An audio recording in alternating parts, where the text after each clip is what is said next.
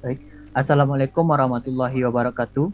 Pada kesempatan kali ini, kami dari kelompok 4 akan mempresentasikan materi kami tentang organisasi yang bermotif bisnis dan non-bisnis. Saya sendiri, Fauzal Asari, sebagai moderator yang beranggotakan. Saya Aidil Fitra Yusuf.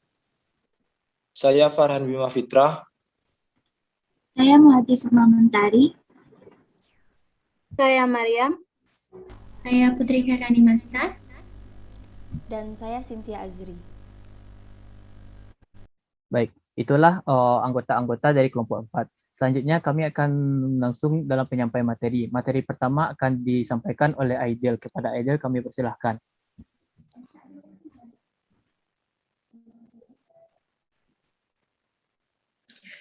Baiklah, saya akan menjelaskan tentang materi pertama, yaitu tentang pengertian organisasi. Organisasi adalah kumpulan orang-orang yang memiliki kompetensi berbeda-beda yang saling berhubungan satu dengan yang lainnya untuk mencapai tujuan bersama. Satu, pengertian organisasi laba. Organisasi laba merupakan suatu bentuk usaha yang bertujuan untuk mendapatkan keuntungan sendiri melalui operasinya dan hanya mementingkan kepentingan sendiri, bukan untuk kepentingan publik. Dua, pengertian organisasi nirlaba. Organisasi nirlaba atau juga disebut organisasi non-profit merupakan organisasi yang sasarannya untuk mendukung suatu kebijakan atau memecahkan masalah penting yang terjadi di suatu negara. Dengan tujuannya yang tidak komersil atau tidak menarik perhatian terhadap sesuatu yang bersifat mencari keuntungan, organisasi nirlaba bisa berbentuk dari organisasi keagamaan, organisasi politik, rumah sakit, sekolah negeri, dan organisasi lainnya.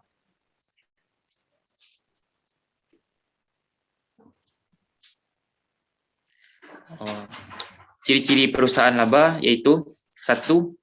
Berorientasi pada laba, keuntungan, atau materi. 2. Berbentuk perusahaan, korporasi, perusahaan perseorangan, atau perusahaan kemitraan. 3. Pemegang perusahaan adalah seorang pebisnis, pemegang tunggal, atau kemitraan. 4. Modal benih atau awalnya ditanamkan dan diatur oleh pemilik atau pendiri perusahaan atau firma tersebut. 5. Pendapatan diperoleh melalui penjualan barang atau jasa, baik secara langsung maupun secara tidak langsung. 6. Laporan pernyataan perusahaan, yakni mengenai pemasukan, pengeluaran, arus kas, keuntungan, dan sebagainya, telah direncanakan secara teratur dan sistematis. 7. Pendapatan atau keuntungan diserahkan atau ditransfer ke akun modal. Saya dikembalikan kepada moderator. Baik, terima kasih atas penjelasan dari Aidil. Selanjutnya materi akan dijelaskan oleh Farhan. Kepada Farhan, kita persilahkan.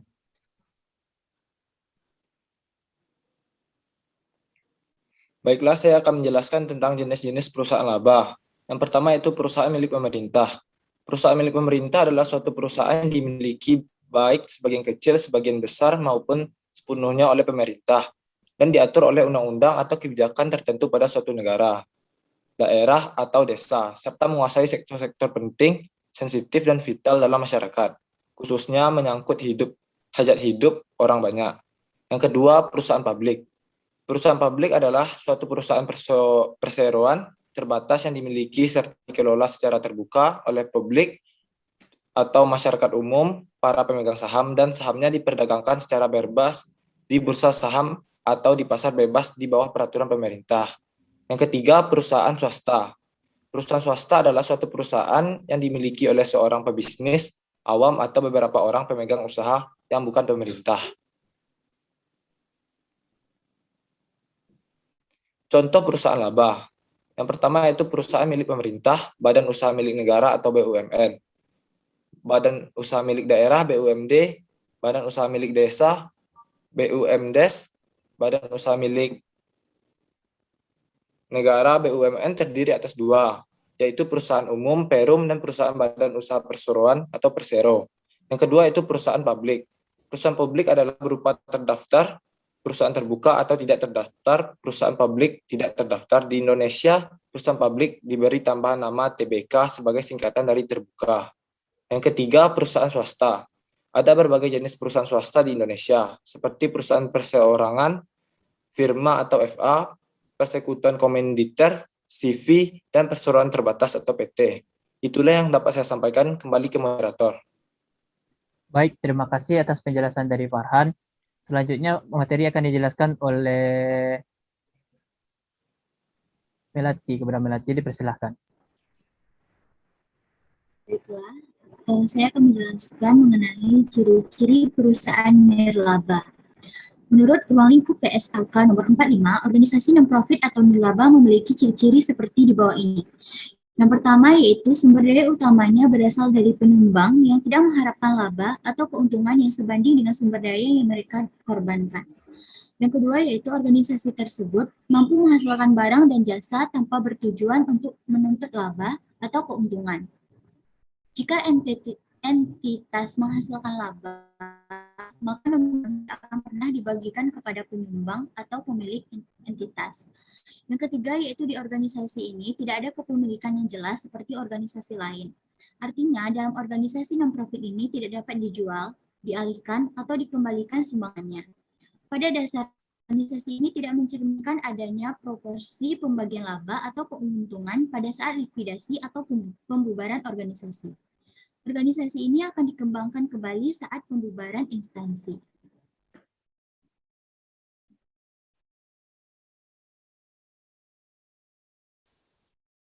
Selanjutnya, saya akan menjelaskan mengenai contoh perusahaan nirlaba. Yang pertama yaitu yayasan. Contoh organisasi non-profit yang pertama yaitu adalah yayasan. Dasar landasan hukum yayasan dalam perundang-undangan adalah Undang-Undang Nomor 28 Tahun 2004. Undang-undang tersebut mendefinisikan yayasan sebagai organisasi yang didirikan berdasarkan pembagian aset. Maksudnya, organisasi ini ditujukan untuk mencapai suatu tujuan dalam bidang sosial, bidang keagamaan, atau bidang kemanusiaan lainnya yang dapat membantu masyarakat. Yang memiliki ciri khas yaitu kepemilikannya yang eksklusif. Yang kedua yaitu lembaga gabungan atau asosiasi. Lembaga gabungan atau asosiasi seringkali didefinisikan sebagai suatu organisasi yang berbasis anggota dibentuk karena adanya tujuan yang ada di antara para anggotanya yang tergabung.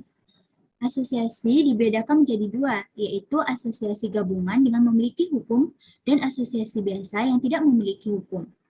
Jika ada lembaga asosiasi yang ingin lembaga tersebut harus mempersiapkan surat pendaftaran. Surat pendaftaran ini akan diajukan ke Ketua Pengadilan Negeri. Setelah surat pendaftarannya disetujui dan disahkan oleh Pengadilan Distrik, maka akan keluar surat perlindungan hukum dari Departemen Hukum dan HAM.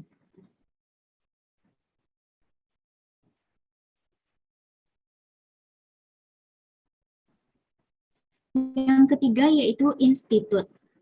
Contoh organisasi non-profit yang terakhir yaitu kan institut. Institut adalah suatu organisasi yang bergerak di bidang pendidikan, bidang sosial, budaya, dan humaniora. Organisasi ini memiliki tujuan yang sama dalam mencapai suatu tujuan. Contoh institusi ini adalah sekolah dasar, sekolah menengah pertama, sekolah menengah atas, lembaga kursus belajar, institut pelatihan kerja, dan sebagainya. Dari ketiga contoh lembaga organisasi nirlaba dapat tujuan sebenarnya didirikannya organisasi nirlaba adalah untuk mensejahterakan masyarakat. Sekian penjelasan dari saya kembalikan kepada moderator. Baik, terima kasih penjelasan dari Melati. Selanjutnya materi akan dilanjutkan atau dijelaskan oleh Mariam. Kepada Mariam kita persilakan.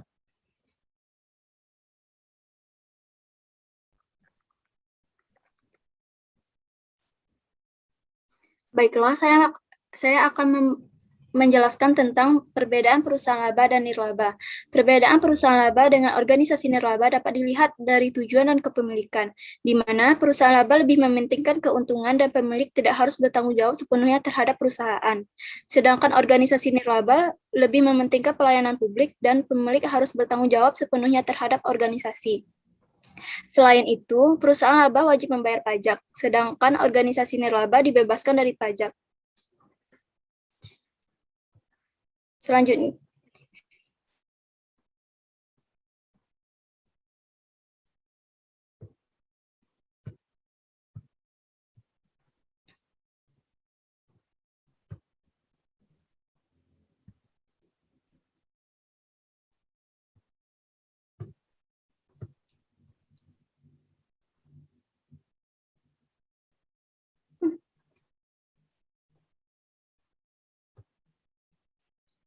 Selanjutnya, kasus perusahaan laba.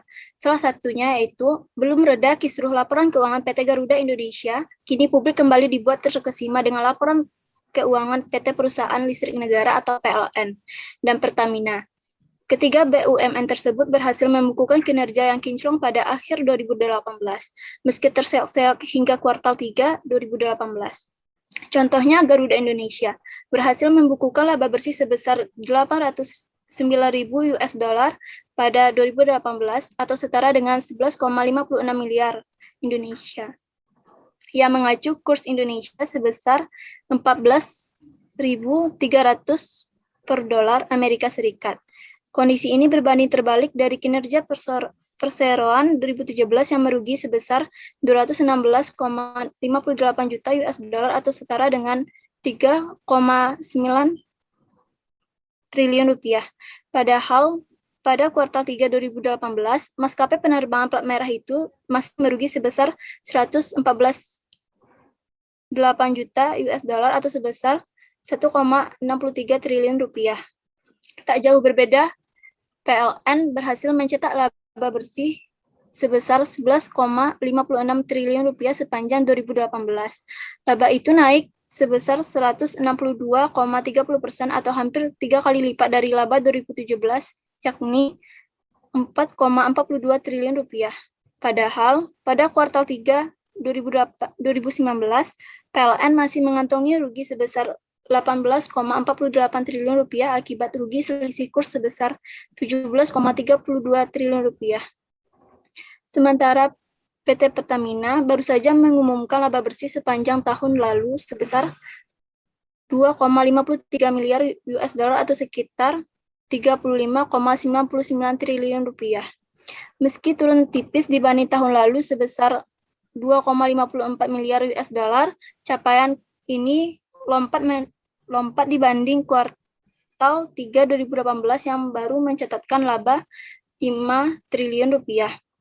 Jika ditelaah kembali, 3 perusahaan plat merah itu memiliki kunci kesuksesan serupa, yakni mengantongi laba berkat pencatatan piutang sebagai pendapat. Sekian dari saya kembalikan kepada moderator. Baik, terima kasih penjelasan dari Mariam. Selanjutnya materi akan dilanjutkan atau dijelaskan oleh Putri. Kepada Putri kita persilahkan.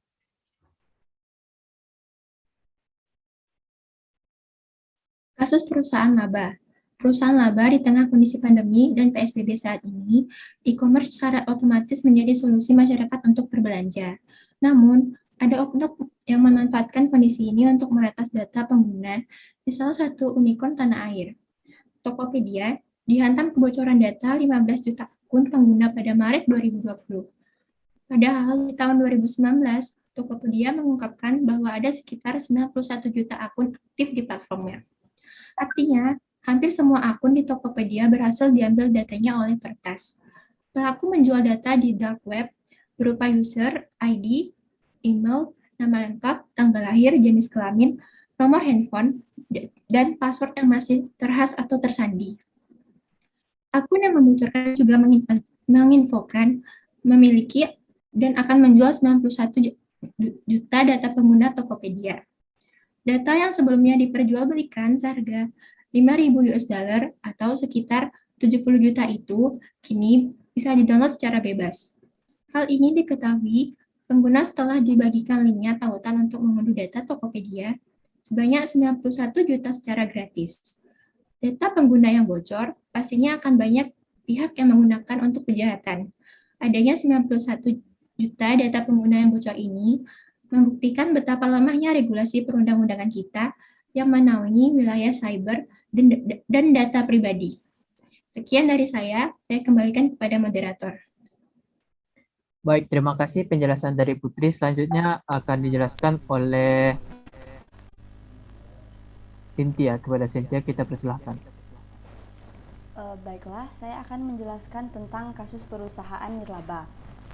Akhir-akhir ini kita sering kita mendengar isu-isu lembaga swadaya masyarakat, LSM atau Non-Government Organization, digunakan sebagai kedok bagi sejumlah orang untuk meraup keuntungan pribadi. Mungkin Anda pernah menerima amplop atau kotak di bus umum yang mengatasnamakan panti asuhan tertentu. Namun setelah ditelusuri, keberadaan panti tersebut tidak jelas. Hal tersebut merupakan salah satu contohnya. Sebagai satu contoh konkret yang terungkap sekitar September 2011 lalu, kasus panti sosial Tresnaweda yang berada di Parepare, Sulawesi, dan menjadi headline di berbagai media selama lebih dari 3 hari. Betapa mirisnya para penghuni disuguhi makanan basi oleh pengelola panti. Tak cukup sampai di situ, dikabarkan pula bahwa tempat huni yang tidak layak tinggal, bahkan redaksi yang mengabarkan mengatakan lebih nyaman di penjara daripada di panti sosial tersebut, yang notabene-nya adalah organisasi nirlaba. Jadi banyak nih teman-teman kasus perusahaan nirlaba yang sangat merugikan. Mengatasnamakan perusahaan nirlaba, tetapi ternyata baliknya meraup keuntungan pribadi. Mungkin sekian yang dapat saya jelaskan, saya kembalikan kepada moderator. Baik, terima kasih penjelasan dari Cynthia. Mungkin berakhirlah presentasi dari kelompok 4. Saya sendiri sebagai moderator mengucapkan terima kasih juga kepada kawan-kawan semua dan beberapa penonton semua. Terlebih terkurang jika ada kata-kata kami yang kurang berkenan di hati atau yang salah, mohon dimaafkan. Kami akhiri dengan wabillahi taufiq hidayah. Assalamualaikum warahmatullahi wabarakatuh.